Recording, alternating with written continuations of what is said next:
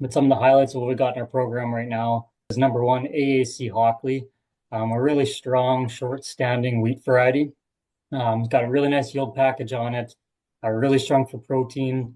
It's got a really good bushel weight to it and a strong fusarium rating. Fusarium, so it's got kind of when we look at varieties, kind of look at it as a whole package, and sometimes there's little weaknesses in varieties when you look at them. And Hockley's kind of that one from A to Z that kind of offers some pretty strong protection, no matter which way you look at it, from yield to protein to standability, disease package, all that. So that one's been really good. When we look at it across the prairies here, it's done extremely well. In drier years, it's going to compete with everything very similar.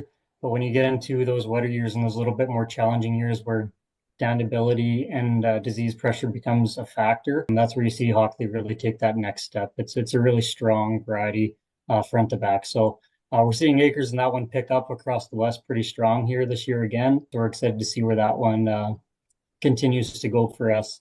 Another really strong variety for us is SY Manus. So you'll see this one typically a little bit more situated in pockets in Manitoba and then into the irrigated zones in southern Alberta, maybe pockets of southern Saskatchewan as well. But wherever you got water, it's a variety that what we've learned over the last few years is acts very similar to kind of a CPS style wheat in a sense. It's a little shallower root structure, so you don't want to place it on ground that's extremely dry and sandy. But if you get adequate to good moisture in it, it's going to excel and be a top yielder on your farm. So we see it excel really strong here in Manitoba, where we typically tend to have a little bit of a bit more wetter climate from year to year.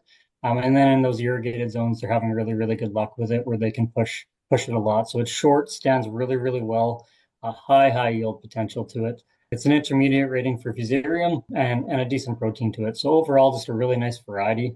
A little bit different than Hockley. Hockley's a little bit more well-rounded. That's going to kind of fit on any acre. Manus is a variety that, like I said, you're not going to want to throw it on a sandy piece of ground, but anywhere else it's going to fit fairly well and excels under moisture.